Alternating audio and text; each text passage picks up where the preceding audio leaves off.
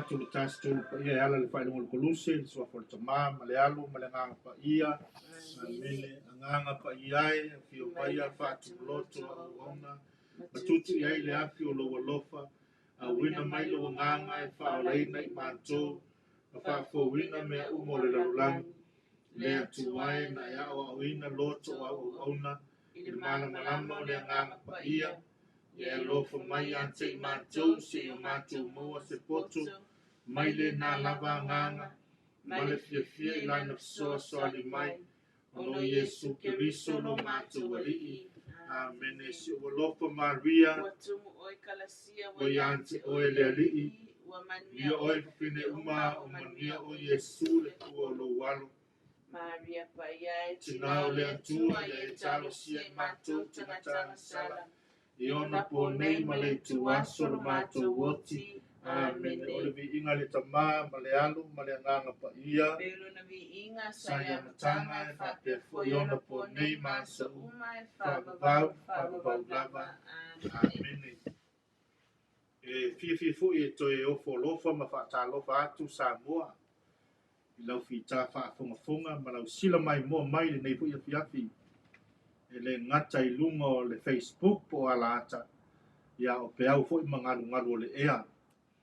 Ma lo le soifua maua ma le langi mama. Tātou vi ia whaatasi e sua ngā lofu mamana.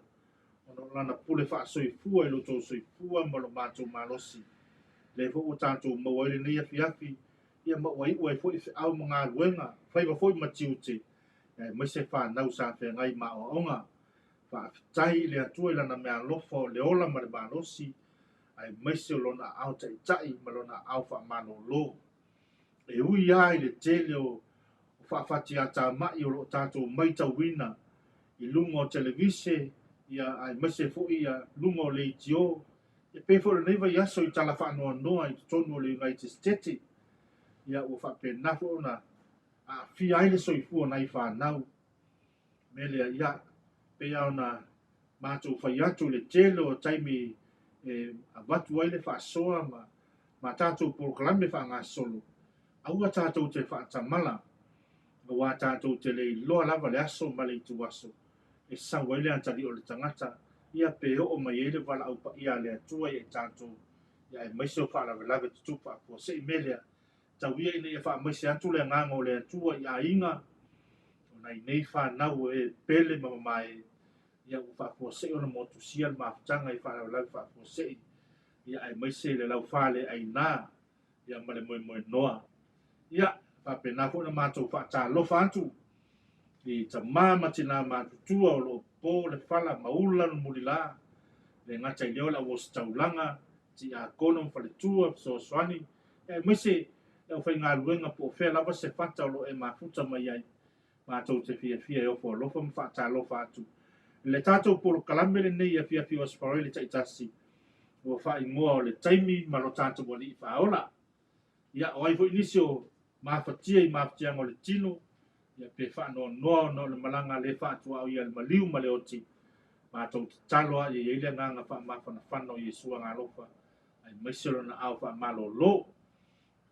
Au le tātou te iei lava i le vaitau sanga o le seta po le toi tu o le tātou o lii. O le aso sa nei. Ia e wha mamalu i le ka le sia le lau laki atoa. Le fio au Yesu i le langi. Ion le tātou wha tali lo lea mo le vai aso fou. I le fio ifo le nganga pa ia. A tātou tele i ola i nei aso te tele. Ia ua manatu e wate pui tātou wha asoa e tusa. Ma le tusa wai tau aso le nei aso. Ai se iau wha tālo whantu i lo usoa tau lo i tūtau nga vale. Ia ona ole te nāla mo le ainga lewa. Ma va alua atu i asfoele taitasi. Ia awale tātou wha asoa. Ma rolo se i pui lau fionga la apostolo. Ma lo fo le wha malosi eu ia ina. Wa mata pu le malu lulu tātou o tunu nei o New Zealand. Ya le lava e pa e tusulo le tino. Yo na lava e te mata i pepe mai. Ia i lava le li ima. Pa telo na anga le. Ia ono le malosi ma le ora. Ia lava le tua. Fatalo fatu Samoa. Nene. Ili nei fo i tu la Fiafiaa le asfaraile. Ia le lei lava le li. Taimi uma. I taimi uma. Le lava le li. Ia whaafitai tele lava i lau tapua inga. ai me se foi lau tatalo sa moa, ia, nei ua tātou toe fesila fai, i le upenga te fai langi o le Facebook, ia, e whaasoa ai foi, malo tātou ali, e ala ilo tātou ali whaola, ia, whaatalofa, talofa foi, i lau a fionga la pastolo.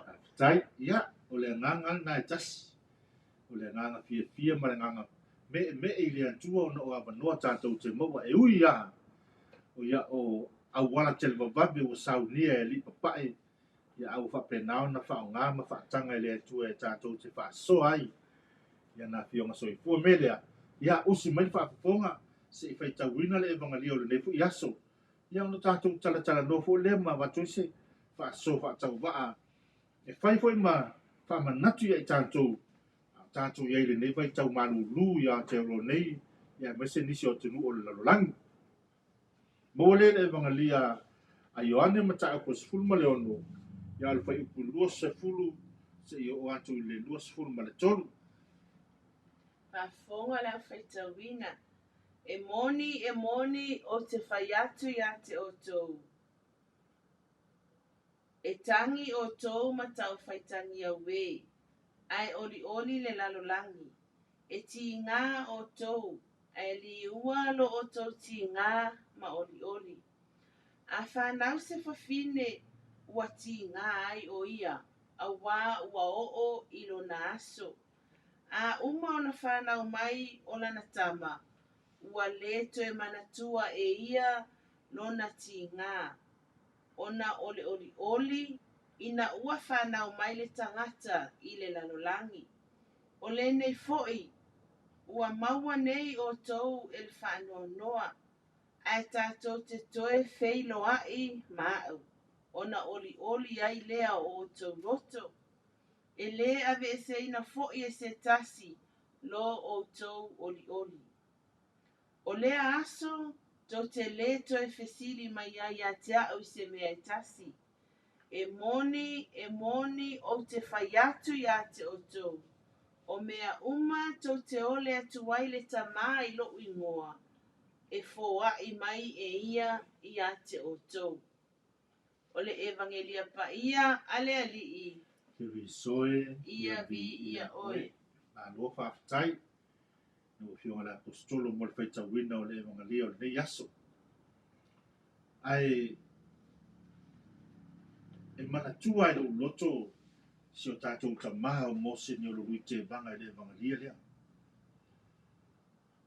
I lana whaamanatu hoi manana ia whaawinga ina o le evangelia lea pe o na whaitawina. Le whaaurutala o le Fiafiaa ma le whaanoa noa. Whai le saunoanga le tamaha, ia, e mafua o na whaima tau le suafa o stoina. Iona e le ngalo, Mene. le ngalo tasi leo mātou tamaha wha lea nganga sa tele rona sau mo i mātou apostolo lea ngalofa mano Yesu. I le wha malama ina o onga le kalesia. Ia e mese fo ia na ia fo i filosofia e wha malama ma wha lawa i tele ai le feta lai mai o le atua mo i tātou. Ese le mātango fia fo ia onga le tamaha. Talo ai le atua ia a vea o ia ma sangato mo unu ngā lii ma le peripe o le talo a lea. A Yesu lea ngā loku mamana. Ai wha mele saunoanga le tui ina i le evangelia lea. O whaamala ianga e fōlinga mai o ni whaamala ianga peitai. O ni whaamanu ianga mo i tātou. O whaamala ianga e fōlinga mai o se māleia po se whaasalanga. Ai muri ane e a vea ma whaamanu ianga. Peila ona iele evangelio le Fiafiaa le fetalinga la Yesu matufu le tātou te iei pēi le vai tau o le toi tū po le vai tau sanga o le seta. Ia o le vai aso sao rumanai e tawalunga i le vai tau sanga nei le aso Pentekoso le fioifo le nganga pa iei lungo le apostolo. A tātou whaafunga lam whaalungo le evangelio le Fiafiaa. Umatua sau no atu Yesu pe hono whaasoa atu i le nei vai aso atua. I upu tau mā vai o tātou o li ilo na apostolo. Na o sauni Yesu e fio le lang. Pa mai Yesu ua o loa u matua tumu o tau le whanau noa. A ua oli le lalo lang. Vai, tu se whanau noa la o apostolo. Ai oli le lalo lang. Le whanau noa leo le o apostolo o lantou loa o le a fio ese lo lantou matai sili. Ale mai Yesu ai muli ane. E mau e o tau le oli. Ma nei e ia. Pe fo la le tala lea pe le tala le tala fa o to le Yesu le tu pantina. Ai le ngata fo le na au mai le tama ya mo signolo. Le fa te ingala le ya atamu ma eva. Le fa salanga na ave ia. Le tina e fa nau lau tama ma le tinga. Ai vaila. E tinga le taimi e sau ni le tina e fa nau. Ai umalona fa nau. O le fa monianga.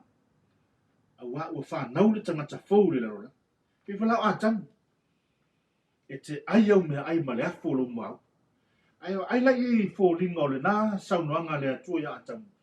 Ua ose a venga ma mawhai lo tātou hoi tū pahata mā. Awa e le ngalue e le te tau nai ai pa me le apostolo po. Ai a whailai te ngalue ma e tau mawhai lo lava afu. Oka se sua ma lie ma le mātanga o fie. E te tau mawhai atu e te langona le sua ma lio lau tau matangaisa. Au mea na mau e iou lava lima. Ma le sisina o lo wafu. Ai tātu titilo le moni o le saunoanga ntu ina. O le whetu le hale atua sa whai lo i tangata. Ai leo se mālai o le whamanianga le mo i tātu. Iau te leilo lau whenga la apostolo pe. Ie fu sau wha popo le vaenga le tā ua hi o le evangalia. I le mele o le whaanoa noa. Ai muli ane le li ua e whai ma fiafianga ma whamanianga mo i tātu. Ma le ngā whaanoa. Ia, whātai lava mo le avanoa, ua e tomua fo i le tāpō kalame e tau wha ilo le vaenga o le evangelia pe o na ia le tusi whaitau le ne yaso. Ai, o le wha autu mai whapea, o le fiafia ma le whanoa noa. Ia, e pea ia te au ia e pea mana, ia whapea o le whanoa noa e mulmule ai fiafia. Ia. Ia ai e iai lava vaenga tā ua lai o na wha autu mai whapea. I le vaenga la lea peila o na iele tusi whaitau. O te fia au mai ei le vaenga lea o le whai upalua swatasi. Whapea na whaitau ina. A whanau se whawhine ua ti ngā ai o ia au wā ua o ilo na aso. Uma ona whanau mai o lana tama, ua leto e manatua e ia lona ti ngā, ona ole. Ina ua whanau mai le tangata i le lanolangi. Ia manatu sa moa i lau whaafofonga, ai mai se foi le sila mai i le tātou pokalame whai pea i yaso wharai le taitasi. Whaasoa mo le tātou ali i whaola. Taimi ma le ali i whaola. Ai e peo na sila mai. Ia o o le tina. O le tina i te tonu fo i o le ma ua ainga tu rou le ngangana. Ai ua o au maia le whai upu lea. Ona o se langona ma o te langona ina sa o iai i le vaenga lea. I le taimi o ti ngā, ai mai se foi, i le taimi o le fiafia, pe ilana ia i le autu o le fiafia ma le whaanoa noa. I le vaenga lea, wa le whaapea mai, a whanau se whawhine wa ti ngā ai o ia. Ia awa e taritonu olo o moli mau ia le toatele o le tupati ngā i ti ngā ma whaafita uli o puapua ngā tele o ngaluenga i le taimi a o whiangai ai le tina ma maitanga. Peita iane ina ua maea po ua whanau mai le tamaititi tūlou. Ua leto iai se langona o le tīnga. Na o le langona o le whaafetai, na o le langona o le fiafia. A wā leua ua vaai tino. I le whaamanuianga. I le whaamanuianga ua foai mai e le atua e ala i le olua tāua. Ia, moni ma whaamaoni. Ma rea fo le vaanga le mga liwa e whaasoa ai. Ia, awa o oio le tina, la fo e whaafonga mai ma si sila mai le tele o tina o lo tātou atu nuu ia ma tina le larolangi atua. Wa auto experience nina le mele sau noe lo tātou li le mga leo nif, ia. Le pofole whapelu tania, you've been there, you've done that. Amen. Sa e iai, wa e whaatinoina, wa e loa. Wa e matuata ni tonu le monu le sau noanga lo tātou li. Ai o lau fasili lai lo longa la apostolo. O le hale ke so ta inga o le sau noanga whaata otola Yesu. Ma le mele tala no Yesu no apostolo. I le whaanoa no lau apostolo. Ina o le a sauni lo tātou li e tau maa vai maa pio le la. Ma le ngang whaaloa. Ia, a fo ila e pe ona iai le vaenga lea. Ina ua iai e sui ona tinga, le taimi sa lato iai malona au so. Ua vaai fo iai lato inga luenga sa whaatino ele li whaola. Peita iane ua sila fia le au apostolo, o le a fio Yesu, o le atu ua i lato, pe o ina lea na Le whaanoa noa. le ua whaanoa noa ai. Pe ua le ese lato whaamoe moe. Ea. Wai e pena fo ia tato. E le hai lo Yesu tutono se ainga. O le ale aunga. Ea. Ai o le tangata lava ia watali tonu. O le tangata lava ia e moni le muli muli. Ea. Ai mai se lale au so o le taimile sa iai ma Yesu. E sa tauna wane i se whaanoa noa ia lato. Ai pita i lewa au mai i le tusi le evangelia. Pe o se tala whaatusa. Ea. Se tala whaatusa ia Yesu ma lona au apostolo. Ona le ole au le taimi e fio ai Yesu. Wai pe ona i le lasa une. E whaamamalu ai le kalesia. Ea. Le fio a Yesu. Ia. Ai mai se fo ila. Pe ona i le tusi o le ne yaso fo ia le ngā ruenga o apostolo ia i le taimi au iai Paulo i Korinto. Ia lea fo i sa moe ia ai whaali ai lea rii ia ma whapea mai. Aua e te fefe. Aua e te O le fefe tautala. Tautala. Aua le fefe moli mau. Aua le fefe tā lai. Aua peo i la o whaita watu. Pe e lai ei le doubt fo ingale ia ia. Tusala mo lau sau noanga atoa. Fōringa mai le tāua i o le whātuatua. Mai tai tonu. Tai tonu pe ona a mai fo au ni o le ngalo kuma mano Yesu. Awai o le le tali tonu lau apostolo pe ona e saunu. Leo mafuna whaanoa noa na o latou tali tonu mai loa. Le la maliu e se atu lo latou li. Ia lono mi, atu mai pula tātou sui puanga whane tangata. Ese le tāua o lo matua tātou tali tonu le whinangaro lofo le li. Ai mese ala, o le mele o lo fefe hui lea e te whaasoa ma moli le tala le leima le whinangaro lofo le li i tangata. Wale to tele ale o tātou pe hui le e iei le ngona hui le matamuli. Yo e pe nge fo le tala noa i tangata winga ya Yesu anga lo kuma mana. Ia fa moso ata inga pe hola tātou whaatuatuanga kātoliko pe yo lesi e ala na musu fo e musu e tala noa le Rosalio ma Maria sangato pe fo le o le to inga vai inga le tele i tātou. A leo matua fetala i maile atua i le apostolo Paulo pe ona whaasola apostolo nei. I le tusi leo ngā luenga mta apostolo ma le valu.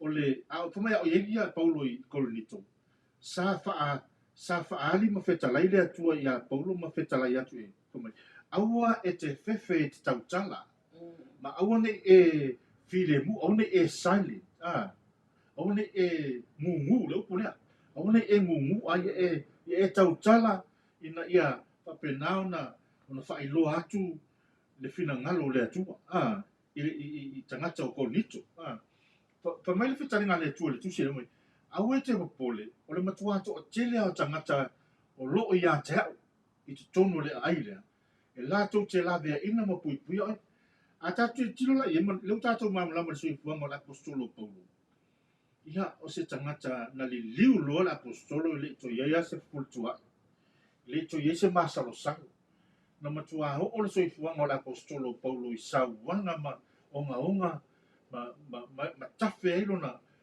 sa ai lona totu ai le te fo ia ai vai lai mo tangata fa tua tali tonu a toa le o feta la ile tu au te poli te le tangata o lo ia te o lo te tonu le ai le o Korinito e la tau te pui ia tu ia le fa tau nu pe la le winga le o le vo feta la mai le tu e ala le evangelio ni yesu le fa tua la apostolo le o tumo o la tu loto le fa no le o la tu loa le amaliu ese no la tu matai o le sa le upu fwela tātou sa moa e whape sa wha matua I tumu le ainga o le sa whai mamalu a papa o le sa wha moe moe e mea upa ia pe fu no wha matanga tu le mātou mātanga masi o tama a wā o le winga leo tātou pe ia tātou se wha moe moe I nei tama lātou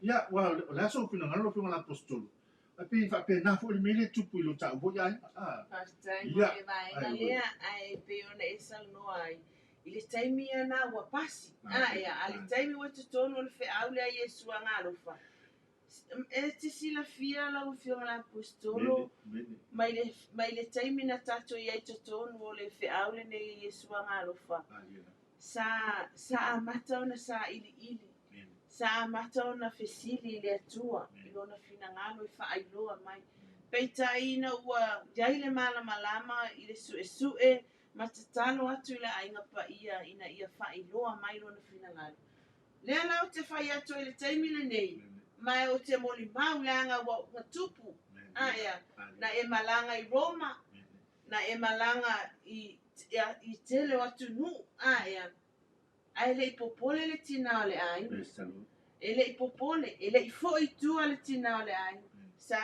kotuluma lava tinā o le aiga auā foʻi la le ua talitonu o loo soifua le atua o ia na te puipui o ia na te leoleo o ia na te tausia ia e mai e pe ona e saunoa ai I le tupā leo tamā pe o outou e pe avatu I ai le vaai ia uno le aiga I mea uma lava e fai ai o te molimau atu Samoa leai e ave pea le whaarupenga o tamā o le uno le aiga ai atu mai loa le mea lea whaapea mai e oki a kua pea le isi tamā ia o te molimau atu leai o te lea I atu la le vaenga lea le anga ua o talitonu le finagalo I le atua o le ala foʻi lenā mea foʻi lenā o le alava le mea te finagalo e te whaapea mai ua ua ke fialu I Afrika o le lea ia o se tupe o le lea ia o se tupe e ala iona le fatinoina le fai mai Iesu I le pō na whaali ai a Paulo ua silafia e Iesu le mea o le atupu I a Paulo le na whaapea mai ai aua e te fefe o te avatu ia te oele me te tautala ai whaapea nā foʻi la o le talitonu lava I le finagalo alofo a Iesu ia o inā e auala mai ai kalasia ma whaamanianga aua le vaenga pito I lalo o le whai upu le 2 le evangelia whaapea mai e moni o te whai atu ia te oto o mea uma tau te ole atu e le tamā I loo ingoa o te foa ina atu ia te oto tāua leo le whaatuatua le sa tātala noa ai mene tāua leo le talitonu pea ona whamai Iesu le aule ni o lona ngāku mana so se mea tau te ole mai ai I lo tama e ala I le tatalo po le losa lio lo nanga lopa. Mai su nate foha I mai pe a fai e tusa malona fina. Pe a fai e tusa. Nanga le tele o taimi tātou te so ona ole I le atua. Yo tātou manatu ma mawhauwhaunga ma mana onga whane tangata. Ai pe tai o le atua wa lepo na sila pia le atua. Pe ana whetala Yesu I ona o apostolo na ua o le atu lo apostolo e Yesu. Ina ia o la tō le te talo. Ko mai Yesu pe a o tō te talo. Ahone I pe o tō tangata onu ese. A waile o le tele o upu e talia hi o tō. Mai ia whetalenga Yesu. Ai tō tele I ole atu. Levo na sila fia lo tama. Ma lo o tō tama. Mea e tō te manuia. Ma mea mana o mia I tātou. O masalo tas ho le ava nona mapu. Ho na whetala Yesu le pulea. Awe te papore li me te ai ma le me te inuai. Ma le ofu e te ofu ai. Ai e mo isa ili ma ia ja o mala ua mioto. Awa o sila fia e le atua le tama. Le au ngao nei me mo oto. Ia sa rola me ngala apostolo. Plan me le te pia pasoa. O le vaenga lava leo le evangelia ia. Pe o ile o te o faitau ele evangelia o le nei aso pe foi ona ile ta faso ele asa ua tuanai. Fata ua le taimi. Fata ua le taimi. Manu lava o yai ate o tau ia. Ale fa wau mai lava faitau ngole nei vaitau sanga. E lo fa pia mai ai. Toi titi ona o tau le va ai mai lea yatea. Ia. Toi titi ona o tau le va ai mai lea yatea. E mo e yatea o pe e mo e fengle le fa alongo. Ai esele winga esele lo loto. Esele lo loto le fe Pe a fai foi tu umelu tātou sui puanga whale tangata. A wha pe melo ta maha po lo tina. Toi titi ale taimi ona o walu leo wot. Leo pulea. Ia lono winga. Ele a fai e wha no nola o apostolo. O sala ina wha no no. Pe al melesa o tau whai atu ila matanga. Ele ta wha soa. A ho o ina e wa ai atu ilo tama. Pe a fai lao le tama. Ia po le tina. Sa silio na tu ma losi le atina ino le ainga ma le tau singo le whanau. O mea uma. O le tama lava. Ia po le tina fo. A o la taimi la pela le melo tupu ko mesu toi titino to le toi vai mele.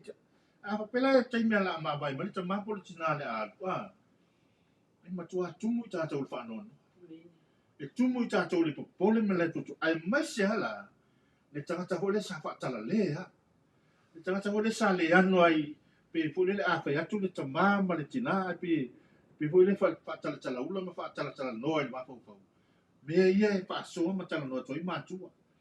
Pe whono o whaasoa atu le ma uma tanga mo lo tama. Le whaina tahi o le motusi o le mafutanga.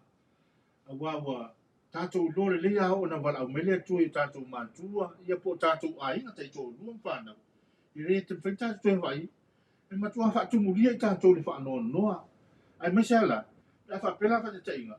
O le oti lo te sama. A lele lata te haonga pe lata te la. Le eise. Le loa te ita polan me la whai lo talumana. Toi ngā unga rane. Masala penale la ngona sa ile wa apostolo. Wale lo la apostolo polan me la whai. A wafo nei to ina na o whai whai wa.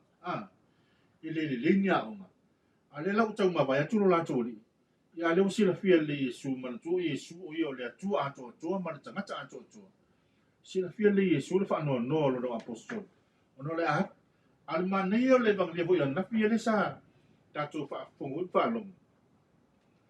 Polo mise Yesu e ai auna mai le ngang I e whai mafsoswani lo no apostolo. Ia pe a whape isi siwe te fia whaasoa ai. Ia ai le whaamai na hota whaasoa ne fia wa i poli taimi wa tau huna whaamai al ta whaasoa. O sina whalau tele ina o lo manatu I le vaenga lea. Toi titi ona o tau le va ai mai le yatea. Ile nei fo I vai taimi. A tatou iai. I le sa valinga. I le nei lalo langi. O te whata ua ia fionga pa ia le atu ele nei vai aso. I le nofo tā pena. I le nofo mafuta tatalo. i le nofo ma le loto whaamangalo. Aua e le iloa lava. E le iloa lava le taimi. Pifo ono mata tu ai fo inisi o ilungo o penga o te whailangi.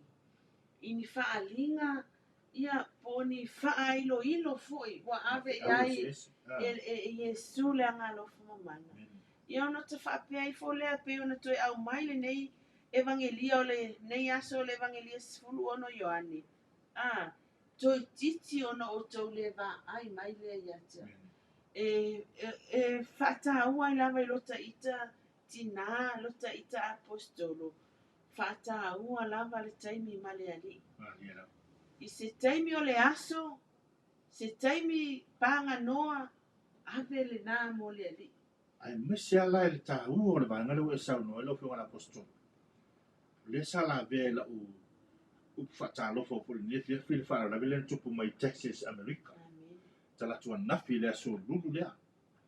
Ia o fo ele ave iso mahu pau na whaamatala mai fo ia e la uo le matou company whainga luenga. Ana pa ora leo la ngalu sa whai le nafi afi tau lampo le misa mana nafi ma le aso. O le mole talo I ei, o tele I ai ai atu ana le la I le lunga le social media. Si tasi o tina whaia o ngā na fia I wholona soifua. I whaaro lawe lea. A le whamari tala whaanoa noa. Na ua maua e lona to lua, ua maliu si ona whare tua I le whaaro lawe lea. O mai na pē ia le whatoro ta malo ma maliua. Lea lai sau noa la apostolo nei le tāua o le tapena, sauni, po whea tangai. Le whanau ai mai lunga o le Facebook an nafi e. O le sa whaila upousi le inisi o le whanau. I la fo I ngā luenga I whai tono o le tātou loto I whale o le whaawawina o le o le blessing a mātua ma whanau. A leo o whaalungo o le whaalawe lea. E se le tāua o le mele whaamanatu atu o le apostolo. Tātou tā pena I so se taimi. Whaamawai lo to o lua I le ialu ngā luenga po whea lava. A watu I le upu o lofa, o te alofa I ante oe. A wai te le loa pe tu me a fuala le fala bla bla tupu nei Texas America le asulu ina ni fa ya onga na mali liwa e mise na ni fa na we pele I mafutanga ma matua o le toi fo I mai ta fefe se tala fa no pe ana fa pe fo o tatu I nei le o tatu wa ia tu yai I le tala wo o mai o mali liu na fa na we mise te to lua I fala bla o tu a wala o le li o le laulangi e matua le moea.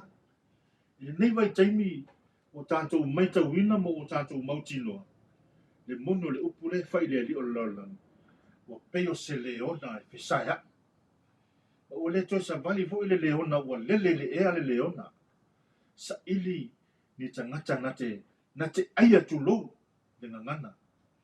O na wai loa le ti apolo. O le o toi umilo na taimi le laulangi le nei. Wa lata mai le fio mai o le li ma fa muta ai o ia ma tu ina tu lo o ia ma na au I feli le no fanga o ta pena fa pitoa mo I lato ai fa no ai pe a fai e te le o ta pena ma te o sauni alo e ya o e pe le loto le fa mangalo lo ya o e pe le loto ita ma le fia tau I masui lo ya o e pe le loto le loto le atu lou I le ba ma le isi uso antanata. Ai tā ua ia o le whaamanatu le lefi a pepeo na saunoa le apostolo. I le whaatua tua ia Yesu. Ta pena lo saha oe le to o lua ma le whanau. Tātou taula o tātou ainga ia Yesu a ngā lofa. Ai mesi al whautua talo si o tātou tinapa I o Maria. Ia le nā malaina sa moa. Whaalinga o vāvenga o fe au ese o fa penau na fa awala mai nisi o fa nau mo tātou lava tangata Samoa. Ia o te ofo fo I pe a whai te le langona. Walu pu muni alea. I matua ofo le loto pe a whai wa e wha longo ma e wa ai lungo le Facebook I nei wha alinga. Ai lu ia oe lava se nganga e te amana ia ma e mafau fau ifo. O le a le winga o nei mea tupu. Melea, ia. Manga nawa isa si melo fiong la apostolo. Ia e pe o le whaasole le nia fiafi. Le tāua o lo tātou whaatua, tali tonu wha mai Yesu, tali tonu mai lo wanga lofa. Po le ale mo ula wa tātou wani o leanga maanga sala. E mawhai ano tātou mua kalasia o lea fina ngaro lofa o ke wiso. E a whai tātou te sala mō, ma whaalata lata atu lo nā ngā lofa. E ala i lo tali tonu, lo nā ngā lofa, whaaloalo i lo nāta, lau le te talo le ngā lofa mano Yesu. Ia ai maise le aso lo na sulufanga, le whaawau tātou whaasoa, i le aso sā le tātou polo kalami o le tue whaola le whaleo manu. Ia o le tātou whaamalosi le nā le ne Fiafi. Ina ia whapendao na soaswani fo i mo i tātou, ai awane i ngalo ia te oe i lau tatalo, ia nei whanau ua mau lātou soifua le nei whaalawe. Ia ai maise fo i. Te talo mo nei a inga ma whanau o le atunu o Ukraine. Ia watu ua o lātou a inga. O waia tui ana le lalo pionga na kostoli Samoa. Si tasi o a inga iri, si tasi o fio anga i lo tātou o tunu. Ia u whaatama ia o lātou maota ma le lawa i le mālaia. Ia pe o tū nā ma ainga tātou te tilo anga iai. Ia mana tū hane fo i lātou lau te talo. Wai le whai ngō fie le tau ngō fie. Ia le ati la ina o tātou a inga i Samoa. Ia e a whaafo se o na whaatama ia le afi po le mālaia. Ia whapenao na ia i tātou le loto whaanoa noa ma le mau tonu. Ai a tātou tū maua ma taula o tātou a inga ia Yesua ngā loko le pumunia. I leise me tātou te popole pe whaanoa noa ai. Wau tātou mauti noa. Wai me te tupu le soifuanga le nei. A o loo whaatanga i le atua. E au wala maise whi au au ngā mo i tātou. Ina ia mawhai au no tātou. Wo o atu i le langi ma le ola i whaavavau. Po i maise upu ale polo kalame ma le whaasua wa le tautamali i. I lau whaakuponga le rea fiat. Ai mātou te alo lofa tele mo o tōu. O mātou whaamanuia atu i atu o tōu le neifo i pō. Au sauni whia ngai ma malolonga. Wa ngā ruenga o fotua i mai le mālamo mua mua antai au. Fuanga malama singa le tangata malana. Na fua i au Yesua ngā lofa. Awa te whaanoa noa a whai wale tau nuu se whaamoe moe. Sa fuafua le whai wale neiva yasu. Awa te whaanoa noa. Sila fia Yesua ngā lofa mea umalava. Ia, whaamanuia fo i le nofo apostolo. O fea se vai ngol ke lopeo e mafuta mai ai. Ia whaamani atu Yesua ngā lofa mamana. Ia la tātou whai u le whai longa koluse. I le sua fo le tamba, ma le alo, ma le nganga pa ia. Amene, amene. Alofa te le atu mo tōu. And may God bless.